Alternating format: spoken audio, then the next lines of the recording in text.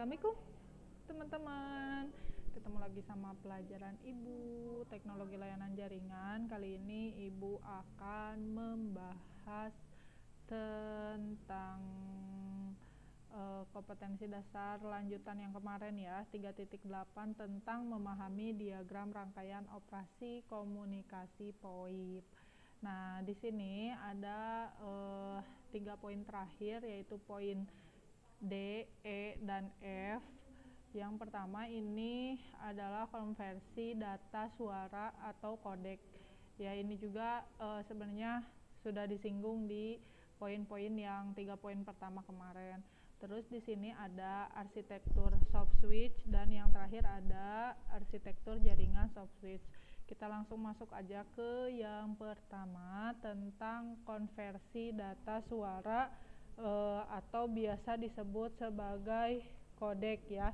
Jadi kodek ini adalah kepanjangan dari compression decompression. Ibu juga sambil baca ya. Jadi takutnya yang Ibu bacain itu salah, makanya lebih baik sambil dilihat bukunya gitu ya. Nah, kodek ini merupakan mekanisme melakukan konversi ketika mengirimkan voice pada perangkat penerima. Kemudian perangkat penerimanya akan mendekompresikan data tersebut ke dalam bentuk aslinya. Jadi pertama dia itu mengkonversi si data ataupun si file yang akan kalian kirimkan gitu ya. Setelah itu saat sudah diterima oleh si penerima, dia mendekompresikan, jadi dibalikin lagi ke data atau file yang bentuknya awal seperti itu ya. Nah, di sini dalam proses mengkonversi data itu, data suara itu biasanya kan data baik berupa suara ataupun video dia punya kapasitas yang cukup besar, sehingga ini tuh semakin membuat penuh kapasitas bandwidth ya. Jadi di sini kodek itu dia adalah proses untuk meringankan beban bandwidth. Nah, biasanya kalau yang bentuk video itu dia kan sekitar 9 Mbps ya, megabit per second. Terus kalau yang suara biasanya dia 64 kbps ya, atau kilobyte per second. Jadi saat menggunakan sistem konversi data suara ini atau kodek ini, dia jadi dikonversikan yang awalnya tadi yang awalnya 9 megapiksel, dia dirubah menjadi 30 kilobyte ya per second. Terus ada juga yang awalnya data suara itu beban bandwidthnya sekitar 64 kilobyte per second, dia dikonversi menjadi 6 kilobyte per second gitu. Dan ini juga sistem konversinya ya tadi yang awalnya dikonversi dulu tuh untuk mengurangi beban bandwidth. Setelah itu saat diterima oleh si penerima pesannya, itu dirubah lagi menjadi format yang semula. Nah, di sini juga ada beberapa jenis kodek yang digunakan dalam POIP ya, atau Voice over Internet Protocol. Nah, di sini ada sekitar 5 jenis yang jenis konversi data suara ini gitu ya. Yang pertama ada G711, dia itu bisa merubah atau mengkonversi data sampai dengan 64 kilobyte per second. Nah, di sini juga dia adalah jenis kodek yang paling terbaik gitu, karena kualitasnya yang paling baik. Nah, terus yang kedua ada G723.1. Ini sebenarnya dia ada 2 jenis pilihan ya. Yang pertama ada CELV dan MPMLQ gitu ya. Kalau yang CELV itu atau CELV ya, CELV ini dia bisa mengkonversi bitrate-nya sampai dengan 5,3 kbps. Kalau yang MP tadi itu dia bisa mengkonversinya sampai dengan 6,3 kbps gitu. Dan ini termasuk semuanya. Jadi masing-masing dari jenisnya ini dia bisa mengkonversi data dengan terus meningkat satu sama lain gitu. Tapi yang paling bagus di antara kelima ini adalah G711, dan yang terakhir keluaran terbaru itu ada G729. Dia bisa mengkonversi sampai dengan 8 kbps dan kualitasnya ya lumayan lah ya, lumayan bagus. Dan versi terbarunya terus relatif kecil juga ada G729.A. Nah, itu yang disebut dengan kodek atau konversi data suara. Jadi dia mengkonversikan data yang awalnya membutuhkan beban bandwidth yang sangat besar, dia dikonversi menjadi kecil. Kayak contoh logikanya kalau kita sekarang di WhatsApp ya, atau di WA. Kalau kita di WA kan jangan dikirimin ke WA, biasanya si bentuk filenya jadi pecah, yang awalnya di HP gambarnya bagus terus dikirimin ke WA jadinya pecah. Nah, itu yang disebut sebagai codec atau conversion deconversion. Jadi ada proses di mana dia dikonversi ya, jadi lebih kecil ukurannya. Nah, itu teman-teman yang disebut dengan codec. Oke, kita langsung lanjut yang kedua tentang arsitektur soft switch. Nah, arsitektur soft switch ini sebenarnya materinya lumayan banyak karena di sini dijelaskan ya sebelumnya bahwa soft switch itu merupakan teknologi IP PON ya, yang terdiri atas kombinasi software dan hardware. Nah, di sini juga dia ada jelas dia memiliki protokol-protokol tertentu antara software dan hardware-nya. Misalnya dari IP PON ke IP PON, terus dari telepon ke telepon, atau dari komputer ke komputer. Nah, di arsitektur ini kita akan membahas tentang itu semua gitu ya. Nah, di sini ada beberapa hal yang dilakukan untuk menggunakan sistem yang dibangun dan dikembangkan gitu. Yang pertama ada MG atau Media Gateway, dan yang kedua ada MGC atau Media Gateway Controller.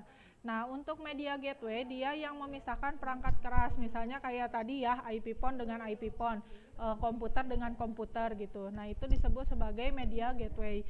Kalau MGC ini adalah sistem perangkat lunak dari MG gitu ya. Jadi dia yang aplikasinya lah istilahnya yang ada di perangkat kerasnya itu. Nah, itu arsitektur soft switch. Di sini juga ada cara kerja soft switch ya. Yang pertama, anggap aja kita tuh nerima atau ada masuk sinyal menuju soft switch itu.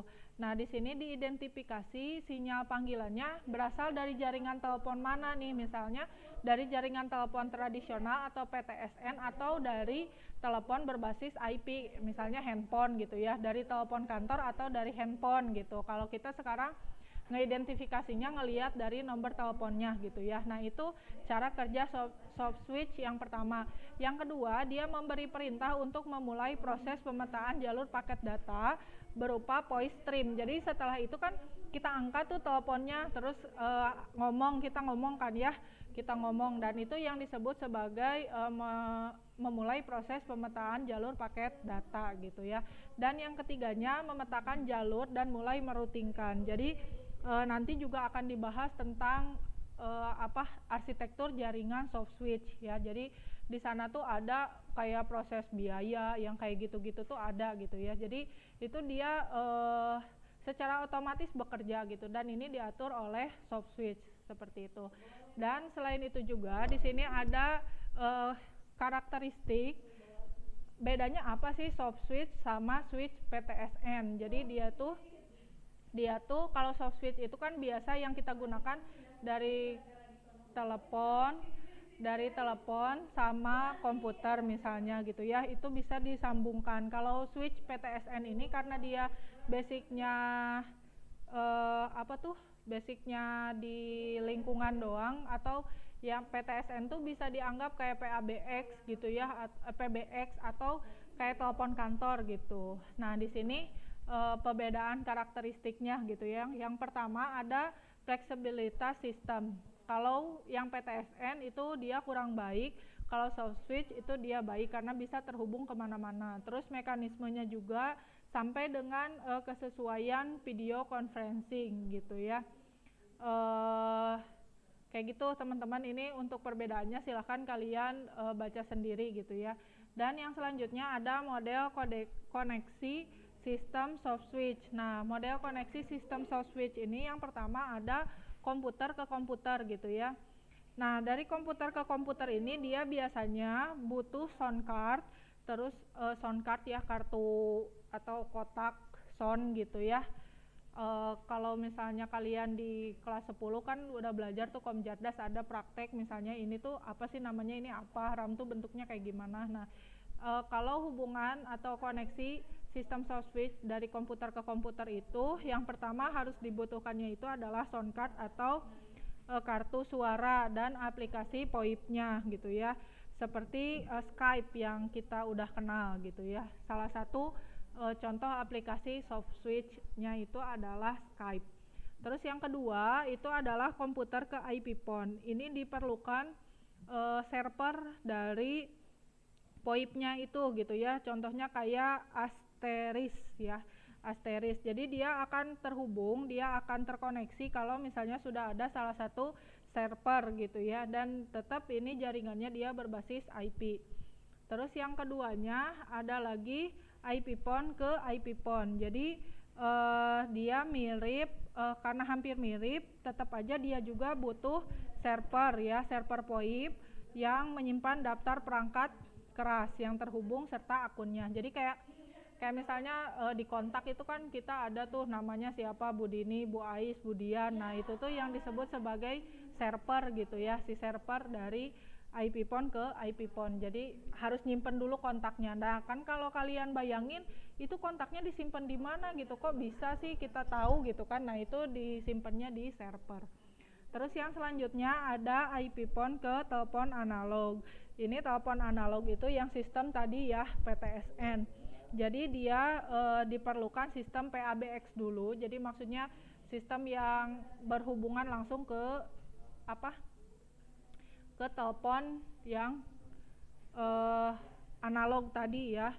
Terus ini juga dia selain itu juga dengan adanya IP phone dan IP phone ke telepon analog ini mampu menjembatani mekanisme switching paket dengan sistem telepon analog. Terus yang selanjutnya ada PC ke telepon analog. Ini hampir sama kayak koneksi IP phone dengan telepon analog, hanya saja perangkat komputer diperlukan software tambahan untuk memudahkan pengguna dalam melakukan proses panggilan telepon. Jadi harus ada software tambahannya gitu ya.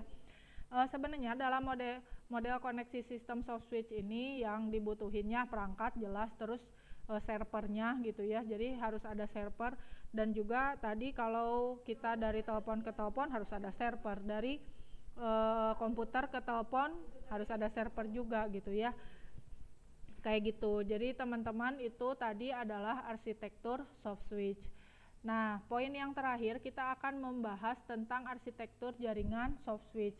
Nah, arsitektur jaringan soft switch di sini ada 2 poin. Yang pertama tentang peran plan soft switch sama peran entitas soft switch.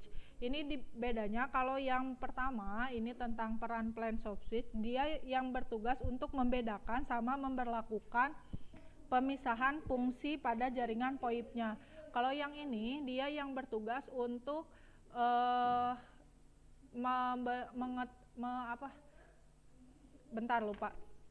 mendeskripsikan tugas dan tanggung jawab atau tupoksi masing-masing dari komponen VoIP-nya itu atau komponen soft switch-nya itu gitu ya. Nah, di sini yang peran plan soft switch di sini dibagi menjadi 4. Yang pertama ada transport plan. Ini dia bertugas untuk membangun serta menjaga kestabilan komunikasi dalam sebuah proses panggilan gitu ya. Terus yang kedua ada call control dan signaling plan. Dia yang bertugas untuk mengendalikan komponen, mengontrol dan mengendalikan komponen dalam jaringan yang berbasis VoIP gitu ya. Terus memeriksa serta memastikan koneksi panggilan yang diterima berdasarkan sinyal gitu ya. Terus yang ketiga ada manajemen plan. Ini dia yang bertugas untuk mendukung proses OSS atau Operating Support System.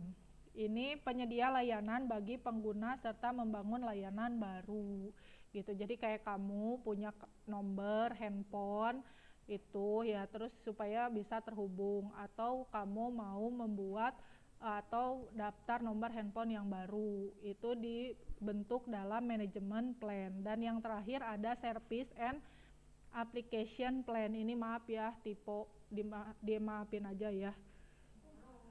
Nah, service dan application plan ini dia fungsinya sebagai pusat manajemen, pengontrolan, sistem logika, mekanisme menjalankan servis, dan dia untuk aplikasi gitu, tugasnya ini untuk aplikasi khusus serta server dan media servernya gitu teman-teman.